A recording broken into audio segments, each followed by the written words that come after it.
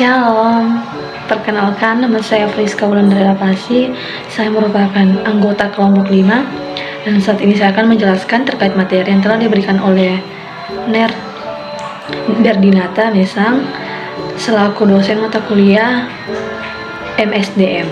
Materi yang akan kami bahas yaitu tentang penilaian kinerja dan juga prestasi kerja. Nah, teman-teman perlu diketahui bersama bahwa dalam dunia pekerjaan tidak bisa lepas dengan yang namanya penilaian kinerja dan juga prestasi kerja. Nah, yang pertama masuk dalam poin pertama, penilaian kinerja itu merupakan hasil dari pekerjaan atau kegiatan seseorang maupun kelompok dalam suatu organisasi atau perusahaan yang akan digelutinya. Yang kedua, kami membahas tentang indikator kinerja. Di dalam kinerja ada indikator yang pertama, tugas tanggung jawab, adanya rasa tanggung jawab pada diri karyawan dalam menyelesaikan tugas-tugasnya. Yang kedua, inisiatif kemampuan karyawan dalam mengambil keputusan atau semua tindakan yang diperlukan dalam menyelesaikan tugas pokok. Dan yang ketiga yaitu adanya kerjasama, kesediaan karyawan berpartisipasi dan bekerja sama dengan karyawan lainnya akan membuat suatu pekerjaan itu akan menjadi lebih mudah. Jadi dalam kinerja tadi sudah saya jelaskan ada indikator kinerja, dan saat ini saya akan menjelaskan manfaat penilaian kinerja. Ada 3 poin. Yang pertama yaitu untuk mengetahui keterampilan dan kemampuan dari seorang pegawai. Yang kedua, mendorong terciptanya hubungan timbal balik yang sehat antara atasan dan bawahan. Dan yang ketiga yaitu mengetahui kondisi organisasi secara keseluruhan.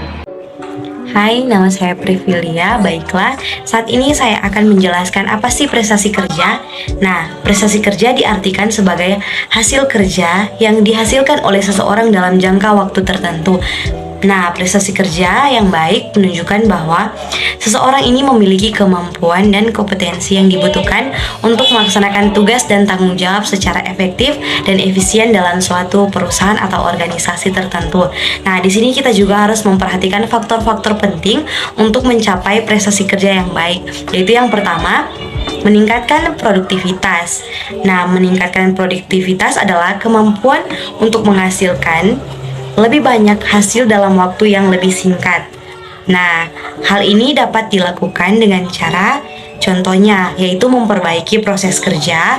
Yang kedua, contoh yang kedua yaitu mengoptimalkan penggunaan waktu, dan contoh yang ketiga yaitu mengurangi gangguan di tempat kerja tersebut.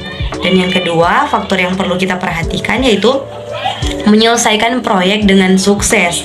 Nah, menyelesaikan proyek dengan sukses adalah faktor yang paling penting atau faktor yang paling mendasar dalam mencapai prestasi kerja yang baik dan tinggi. Nah, hal ini melibatkan kemampuan untuk merencanakan, mengatur, mengelola proyek dengan efektif, serta memastikan bahwa proyek selesai tepat waktu sesuai dengan standar kualitas yang diterapkan dalam suatu perusahaan. Yang ketiga, faktor yang ketiga yaitu meningkatkan kualitas pekerjaan. Nah, di sini meningkatkan kualitas pekerjaan adalah faktor penting lainnya dalam mencapai prestasi kerja yang tinggi. Hal ini melibatkan kemampuan untuk menyelesaikan tugas dengan akurat dan efisien, serta untuk memenuhi standar kualitas yang ditetapkan oleh perusahaan. Nah, dan yang terakhir, yang keempat yaitu mengembangkan diri dan karir.